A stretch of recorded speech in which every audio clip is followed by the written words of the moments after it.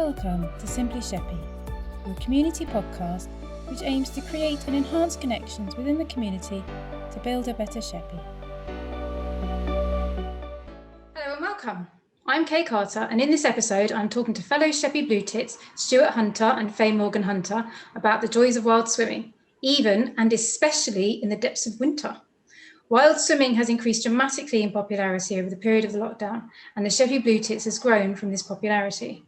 So, hello, Stuart and Faye. Thank you for joining me. Hello. Hello. Could you tell me, because your wild swimming actually preceded the Sheppey Blue Tits, you were already doing it before the Sheppey Blue Tits were formed. So, can I ask a very, very serious question? What on earth possessed you to go swimming in the sea in winter? Right. So it was me really that started it. A few years ago, I watched a programme with Dr. Mike Mosley, and it was addressing sort of like cold water swimming and how cold affects the body and things like that. And I really found it interesting. And it was really, he was focusing on how it helps mental health issues. And I was going through a little bit of a bad time then as well. So, you know, I was looking at that and I thought, actually, you know, that is something for me to consider in the future. But also he was looking at how it affects brown fat inside your body and things like that. And I teach anatomy and physiology at college, and I work at Ashford College. And so I'm very aware of those sorts of things and how the body reacts to different situations. And actually, I teach how the body deals with, especially the skin, deals with hot and cold sensations and how it reacts to those different sensations to regulate the body. I also teach hot and cold stone massage, which again is looking at cold with the hot, and so it really resonated with me, the programme. We then, you know, I didn't do anything about it. Been swimming, love a bit of swimming. Have been a member of the pool, and not being able to go to the pool, not being able to swim. Then I was watching programmes. Sunday Brunch had something on there mentioning Wim Hof, and again I was a bit like, oh, what's this all about? You know, really sort of like sparking in my brain and reminding me of what I'd watched previously. And so, you know, lockdown, not feeling great, you know, going on a little bit too long, feeling a little bit sort of like depressed, needing to do something to get the old endorphins going. And so poor old Stu got roped in with me. But one day I was like, well, I've been mentioning it, and I kept hinting. And then one day we did it. And it was in October, so we are very new. Whilst we, you know, we preceded the Blue Tits, it's not by long, and so we've only really been swimming since October just gone. And so yeah, that's what happened. We kind of just thought one day, right, okay, we've got this lovely resource out there, and why aren't we using it? And so that's where it started, wasn't it? Yeah. Well, I was going to ask Stuart where he was in all of this. You know, you had this sort of build up of interest, and where was Stuart? To be fair, the brown fat thing intrigued me. You know, and Faye obviously spoke to me about the programme and everything else, and we subsequently watched things around it. And I was hoping it was going to be a fad, to be honest, that would just die out, a sort of whimsical fancy. At the outset, I was there for moral support more than anything, and you know, it was something Faye really wanted to do and try. And again, you know, at that stage, I was hoping that it would be a one-off. My God, that's really not for us. Okay, we've tried it. Let's move on. But it's taken hold really since then. Okay, so you got just as into it as Faye did. Yeah, and I think it's quite. I think for me, I think because I was so not cynical about it, but I was quite underwhelmed by the idea. I was there purely for moral support, but after the first dip and the sort of, you know, as Faye said about the endorphins and everything else, does give you a rush. And yeah, it gives me a massive uplift. You know, just in my sort of general well-being, it made me feel a lot better, blew out the cobwebs, and I did feel quite invigorated afterwards. Okay. Did you, I mean, obviously Faye did swimming in the pool before. Were you a big swimmer before? No, not at all. I actually can't swim. Oh, So, okay. yeah, it is pure. I'm there. For me, it is purely, and I think the cold water aspect appeals to me more for the fact you're not in the water for as long as you would be in the warmer weather. So you're talking maybe a 5 to 10 minute spell, absolute maximum for us.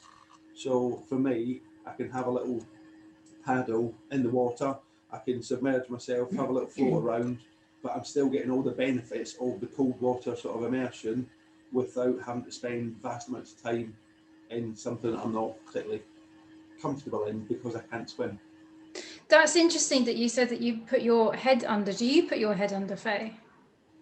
No. Yeah, Because... it's shoulders. Yeah. Oh, okay. Yeah. I just get myself in. I'm sort of up to the chin. I've seen actually, Kay, that this time of year they say not to really put your head in at the moment because it's okay. too cold.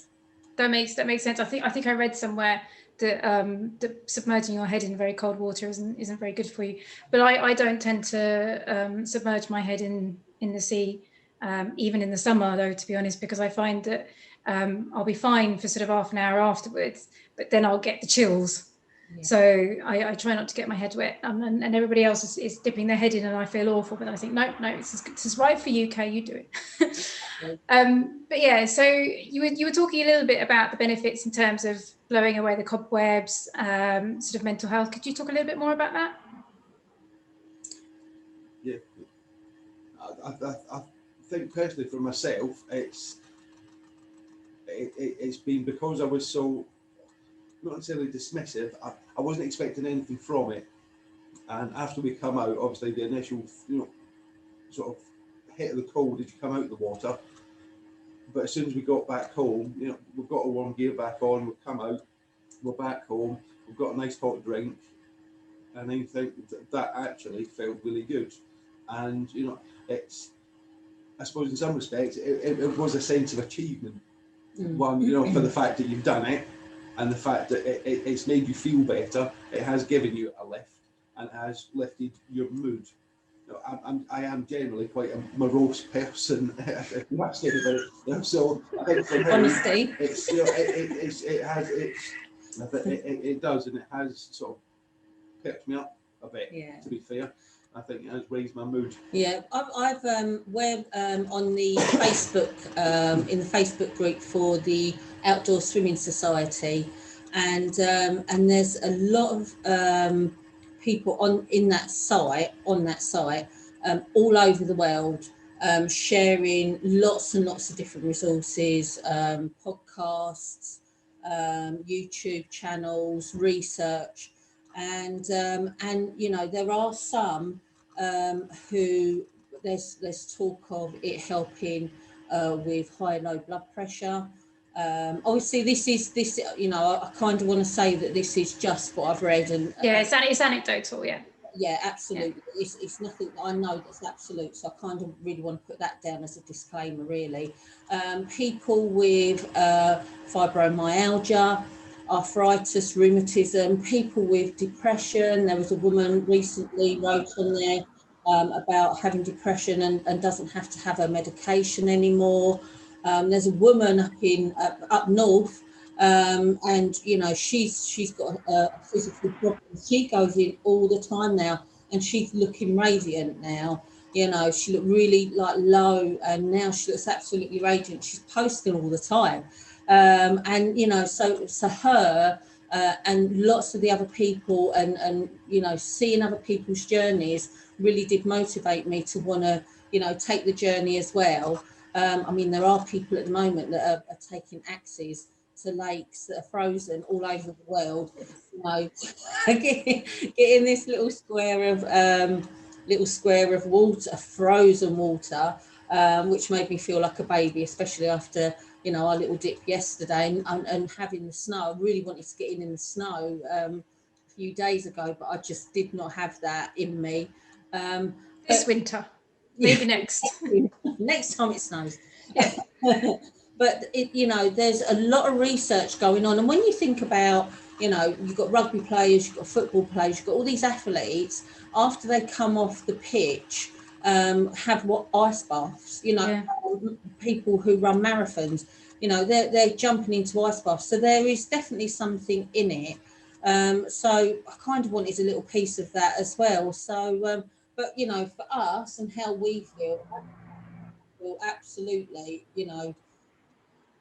just I come out and I feel like I want to get back in again. The journey getting in is hard, and that getting your shoulders under when it is so cold, that's something. But I come out and I just feel, I don't know, lighter. It's the weirdest thing, and we often walk home, and I say, do you want to go back in? It's just odd, and so there's something good there in it.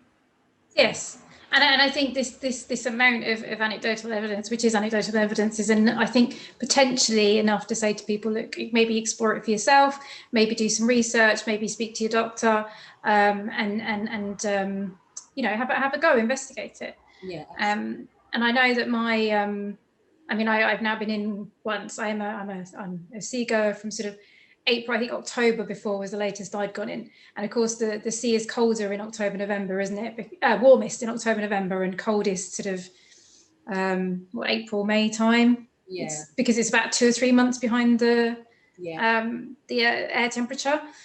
So I have been known to go in sort of September and October. I have been known to go in when it's absolutely pouring it down with rain. But when our swim yesterday was by far the coldest, because it wasn't the air temperature was as cold as it was in the sea. But I found, and I was really interested in this, I found it easier to get into the cold water because I wasn't that warm to start with. So you don't have that change in temperature. I mean, I've been in warmer seas, and it's taken me ages to acclimatise, and I've had to literally just like in the middle of summer, and I've had to go in, creep in bit by bit, and it's painful. Once you're in, it's lovely, but I was able much more to just dive in. And I screamed a lot. Yeah, I did do some screaming. There was some pain, biting cold, but it was lovely, and it was much easier to make that transition. So people shouldn't be scared if the air temperature is cold around them, because it might actually make it easier to do the dip. And so long as we had a discussion yesterday about the wind, didn't we? The wind wasn't as bad, so it's not. If the wind isn't biting on your skin, it's going to be much easier to sort of acclimatise when you come back out. I find the wind is a little bit of a deal breaker for me. If it's windy, then I don't really want to go in, because with the wind chill factor. I mean, the last time I went in before yesterday, I was cold before I went into the water, and teeth chattering cold, and I couldn't get in. I kind of got into my waist and then came back out again. But then I hung about for a little bit, and then eventually went back in again. And I got in, my shoulders in, and then came back out again, and the chattering had stopped. It was the weirdest thing, because actually, getting in the water and then coming back out, that should be making my teeth chatter. But I felt warmer coming out of the cold sea than not going in. It's the weirdest. It has the weirdest physiological effects on your body. Absolutely. So yeah, and you kind of got to go with how you're feeling is what you've got to do. But I think definitely this time of the year is make sure that you're not in for too long, Yeah. and you've got to be really brave, and a bit bonkers pay, by the way, if you're going to go in this time of year for the first time. Well, my next question was, should we all join you? I mean, I joined you for my first dip yesterday. Should all of our listeners and everybody join you or join us? Yeah, well, I think so. I think that it's a lovely thing to do. I met new friends yesterday that I hadn't met before. I've met Frank. You know, actually, that's how I met Frank. Was, you know, we went in October, and I saw this other bonkers person was going in up near Tesco's for a swim, and you know, he was posting it on Facebook, and that's actually how myself and Frank kind of sort of met. You know, we kind of, I was liking his posts, and we were posting ours and saying that we were going in, and we kind of met up that way. And so, but yeah, absolutely. There's so many benefits to it. I think you've got to want to do it. You know, don't force yourself to do it. But if you're a little bit curious, even if you, like we said, it might be you go in once and think, do you know what, that's not a piece of me. You might go in and go, actually, do you know what? When are we going next? So it really is an individual thing, and it has its own different effects on different people. So I would give it a try. Okay, and maybe more than one try, just in case. Well, potentially. So, yeah.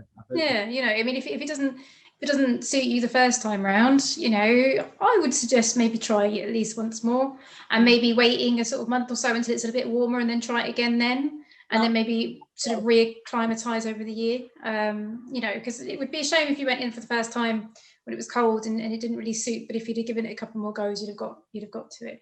I do have to say very quickly that myself, Faye, and Frank we were all socially distancing. Faye met with Frank and me separately, and we were paired, and it was it's got to be once or twice now, isn't it? We've been with Frank, but that is separately. So. Yeah, and we do have to say as well that because of the coronavirus, you should be swimming in pairs. You have to do the socially distanced thing, but it's important to swim in pairs so that you can look out for each other.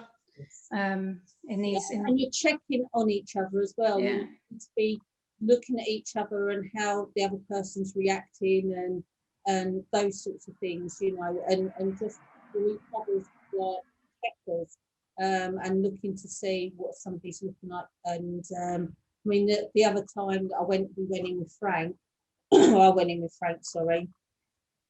He kind of said to me, I think you need to go in now because you're looking quite red. So yeah, it's just checking on each other and making sure that you're checking on each other when you're in the water to make sure you're not, you know, there's not any warning signs.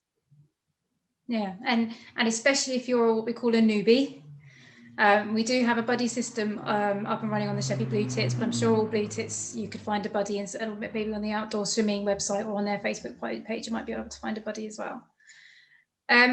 So talking about newbies, and I know you're fairly new to wild swimming, but you must have some tips to help out new swimmers. Yeah, I always wear a hat. Always wear a hat. The first couple of times that we went in, bearing in mind it was October time, my hands were absolutely, it was biting my fingers and my toes. And I've now got neoprene gloves that I wear, and I've got neoprene shoes as well. But I always wear a hat. Always have something to take with you to get changed into. Stu's got a tip. Yeah, I think for me it was. I don't know if all men will suffer the same. I imagine that we will. It is very cold once you get into the waist, and your initial thought is just to walk straight back out. I've now invested in a pair of neoprene shorts, which I can't recommend enough because that cuts all of that out. I've got the neoprene gloves as well as tight and some neoprene shoes, and obviously that makes it easier walking along the stones. But the neoprene shorts, I think, are if you've tried it and you think, oh God, that was really painful, or that's really not, I can't tolerate that. The neoprene shorts are relatively inexpensive. You get them from lots of places, and I think that for me, that was a definite sort of deal sealer, if you like, that encouraged me to go back there again. Because the first couple of times were quite unpleasant, I would say, with just normal sort of swimming attire on. But the neoprene shorts and gloves and shoes, I think if you're going to continue after your first go, then they're definitely worth investing in.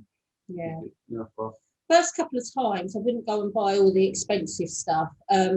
Frank has got a high-vis float, which is really good, because if you do get yourself in trouble, then you're easily seen, and that is what we're going to invest in next.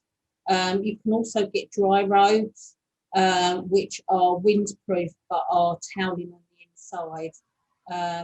Quite expensive, but if you're into it, then I think, and you want to travel around, I think that is a good investment. At the moment, we've just got dressing gowns, because we literally are right by the sea. So we don't feel like we need that yet. But if we do decide to go and have a little swim in different places, then definitely I'll be investing in one of those. So yeah, I mean, some people swim in neoprene, dry suits, wetsuits and things like that. We swim in, or I swim in my skins, as they call it. So in a swimming costume, which, you know, really does make a difference and brings the temperature down. I'm more of a dipper, but once the weather starts improving, I'm definitely wanting to start swimming more rather than dipping. Some people do go in and swim. So there's different, as much as it's outdoor swimming, there are different ways of doing it. So a swimsuit, if you're feeling really cold, a neoprene swimsuit, if you're feeling very cold, is advisable. If you feel like you can just do a swimming costume, then do that. But definitely when you come out of the water, having something dry to get changed into quite quickly so that your body temperature doesn't drop anymore. Having something sweet to eat, like a banana or a cake or something, and a hot drink is always advisable. So yeah, I mean, you can start off quite cheaply, and then, you know, swim shorts, neoprene swim shorts are about, what, £25? All right, there you go, 12 quid. Gloves for something like £8, you know, so it's not expensive. It is the dry suit that is quite expensive, at about 100 quid. You can get something a little bit more. And I think if you're going to invest in a dry suit, it's probably if you want to spend slightly longer in the sea, because if you, I had enough with the dip yesterday. To be honest, I didn't, you know, nor if it was warmer, I'd swim. But I found it enough to dip, scream my head off for a couple of minutes, and then get out again. But I did get my shoulders under, and I did have a hot water bottle when I came out and a hot drink, and I found that was enough. What I did find was annoying was I had the swim shoes on, the beach shoes, and they were brilliant. They did the job, but then having to take them off to put my other shoes on, and then normally, like, you're sitting on a beach, you've probably got, in the summer, you've got yourself all set up, and I'm like, I'm on concrete and it's a bit muddy, and I don't really want to put a towel down on the mud to change. So there are things that, you know, I need to iron out in terms of the logistics or the routine in coming out of the sea, you know, and then what do you do? What do you have ready? How do you get changed? You know, things like that. And I don't think that should put anybody off, because, you know, it is things that you can overcome.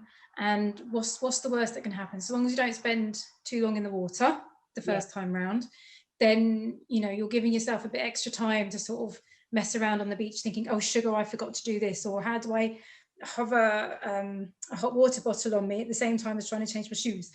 So yeah, and then obviously on the World Swimming website, there are people who've made rucksacks with the hot water bottles to go in, so they can have them on the way home. Some people walk home in their dry robes, don't they? Or they cycle home in their dry robes, which is quite difficult. Some people they jog down, have a dip in the stream, and then jog back again. And there's all sorts. There's people on the Outdoor Swimming Society. There's people, you know, in stream, underneath waterfalls, in the nuddy, you know. Well, it's quite interesting that they don't recommend swimming in the nuddy. They love skins and the wild swimming and everything, but they do suggest wearing some form of swimming costume. There are bonkers people, even more bonkers people. Than us? More bonkers than us? Shocking. There are people all over the world, as you say, which like chipping away at the ice getting in. But yeah, so the Sheppey Blue Tits, let's have a chat about that, because myself and you, we met through the Sheppey Blue Tits. And so that came about because of Frank. We keep talking about Frank, and he swam up in Pembrokeshire, and that's where the Blue Tits are. So that's where they started. Sian is the founder, and she has these little groups all around the UK, and we are an arm of the Blue Tit Chill Swimmers. So we have, and you have to show us some badges that we give out to newbies, or we can put on your car. There you go, and you got your badge yesterday. Fabulous. You can get his. Yeah. Sorry, Stuart, maybe another time. Well, I'll tell you what, with me and you will have to do something together, and I'll be able to pass you your badge. But yeah, so, and we've started off, go on. Yeah, it was Frank kept popping up on Facebook as well, at the same time that we was doing it, this fella kept popping up saying, oh, I've gone swimming there, or can you go swimming in Barton's Point, or can you go swimming, and I think that might have been Frank, can you go swimming in the canal, that's like, done canal, but that's really how it all started. And then, I was talking to Frank, or we were talking to Frank on Messenger, looking at, when can we meet up and things like that. And he was very mindful actually of the NHS and really important, himself at danger, anyone else at danger. And he was very sensible, because he wouldn't go swimming on his own. So, or dipping on his own. So, and we kind of met up that way. And as that developed, so it was really nice. And actually, I'm really shocked at how many people are now, in that group, and how many people are kind of liking, or almost dabbling now. Yeah, they're coming forward, aren't they? There's a few who are sort of moving more towards dipping, aren't they? I mean, obviously it's all very slow at the moment. We have to make sure we only meet up in pairs, which means that we can't have that many meetups or that many people. But we've got 64 members now. People are still joining. I added somebody else today. So I think and we're trying to keep the momentum up. But I think once the lockdown's eased and we're allowed to say, for example, groups of 6, that would be fantastic, because then I think we can really get some groups going. And the other thing about being part of the Sheppey Blue Tits is you do get the support of the Blue Tit Chilled Swimmers. So they are a source of information. They have merchandise that they sell. They support myself and Frank, who are the admins, in sort of running the group. So it's really sort of it's really good in that sense. And it's nice to be part of a bigger group who've got a lot more knowledge. We have knowledge. It's just research as we've gone along. And like I say, we're very new to this. So to have a bigger organisation of people who have got a lot more knowledge is absolutely brilliant. It is, yeah, I completely agree. And it helps you overcome challenges, which brings me to my next question. Are there any challenges that you faced that you've had to overcome? Well, I think apart from the neoprene shorts issue. Try and get your shoes off. You can't yeah. your hands. Yeah. I've read about that one quite often, actually. How do you get the neoprene gloves off when your hands are numb? Yeah. I think the first time was we'd timed it wrong. I've read since to go in 2 hours at either side of the tide. Okay. Our tide outside here is fierce, and I've seen it take, inflatables out strong tide on in Sheppey.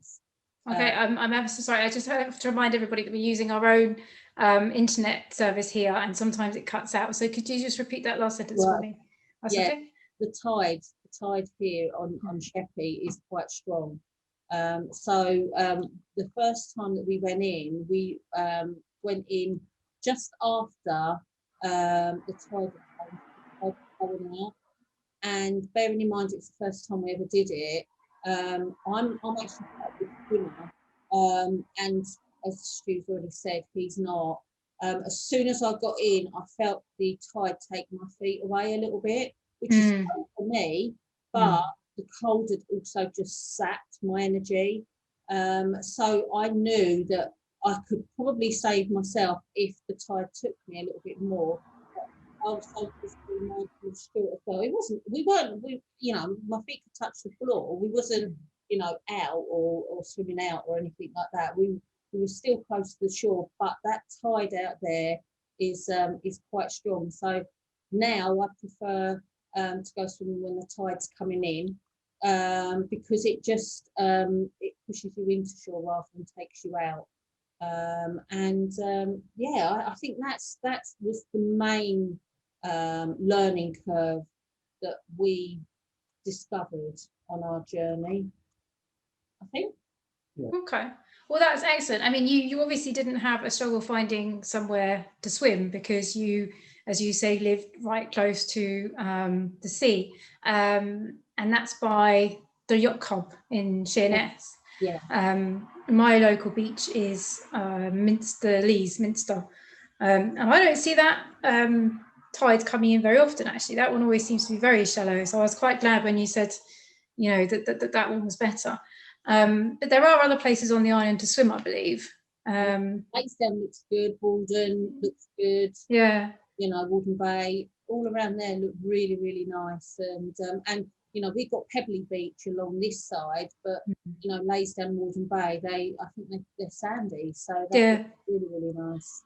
They are, and I think I've seen people swim in Barton's Point. I'm not sure any of the blue tits have swum in Barton's Point, but I think people do swim at Barton's Point. Yeah.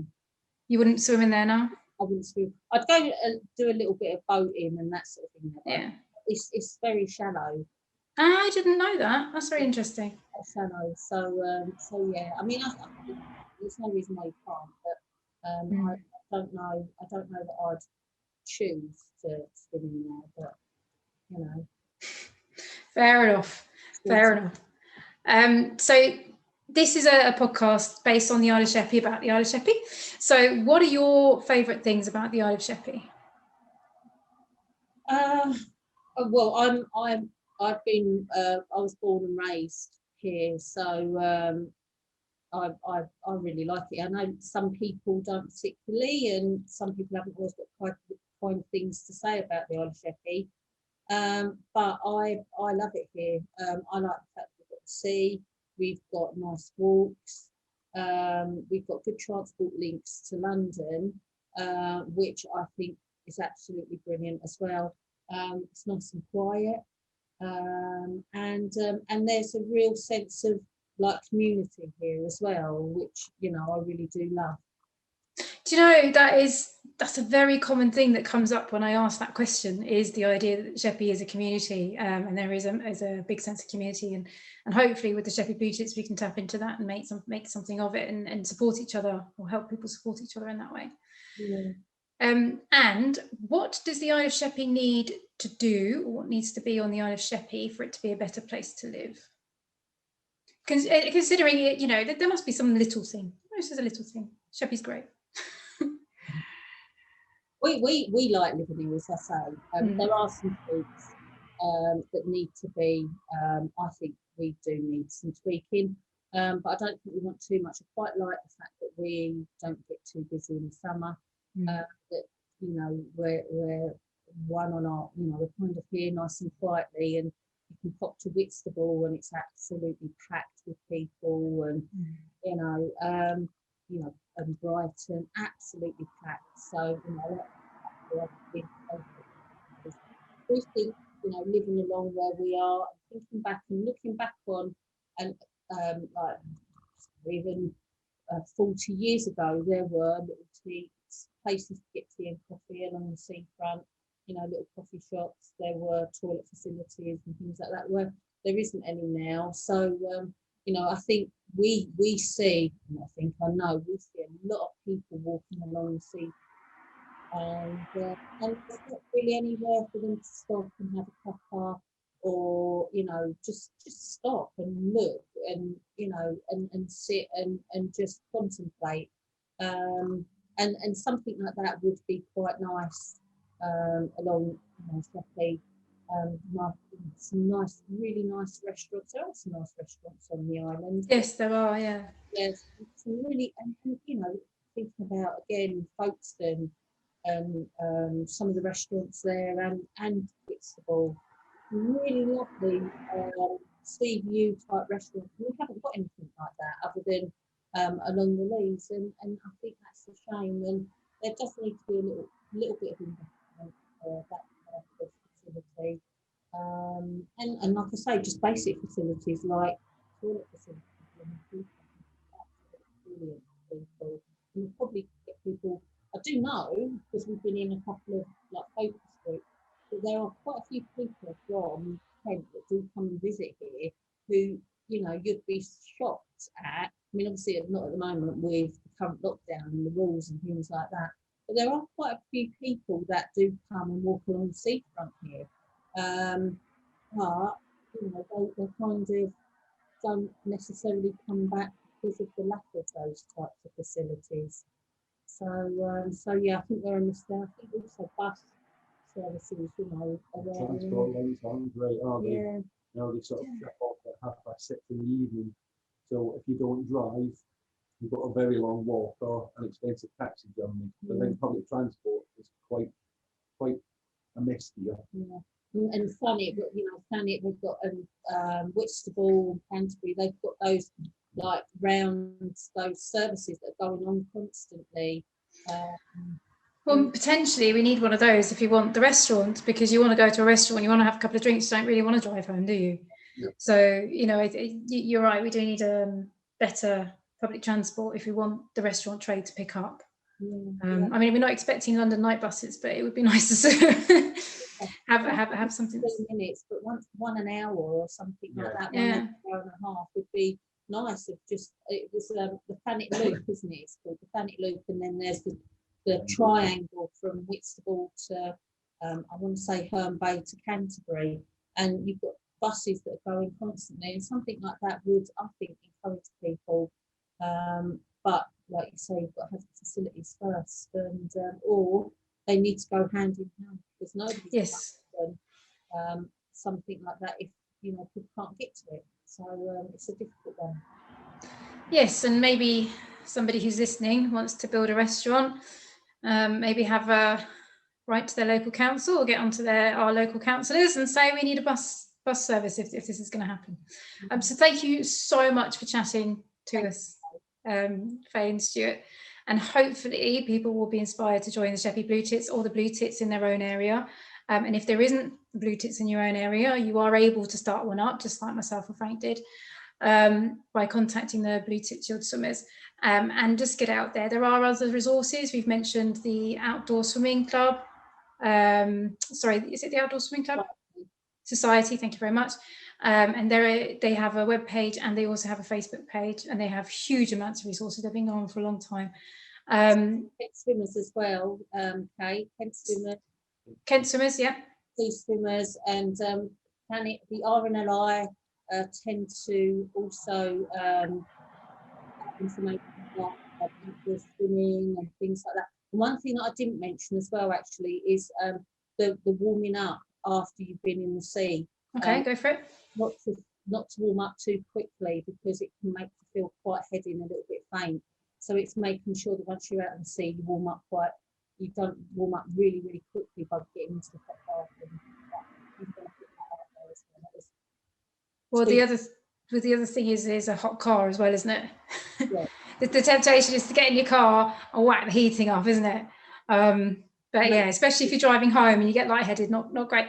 I mean, I have to admit that I got picked up from my from my swim yesterday because I wasn't sure about how I was going to be afterwards. I do think I would have been able to drive actually, but because I had a chauffeur, I thought I might as well let him.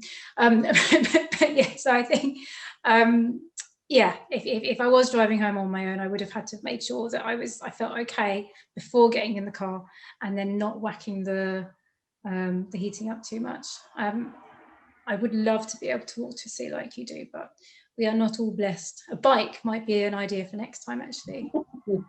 I think a lot of people cycle to their wild swimming. Anyway, we could talk about this for hours. So come on to our Facebook page and talk to us about it for hours, because we're here. And remember, all of you who are listening, this community podcast is for you. And if you would like to be a guest like Stuart and Faye, or if you have any ideas or feedback, please get in touch on our Facebook page @Simply Sheppey and let us know. Thank you very much.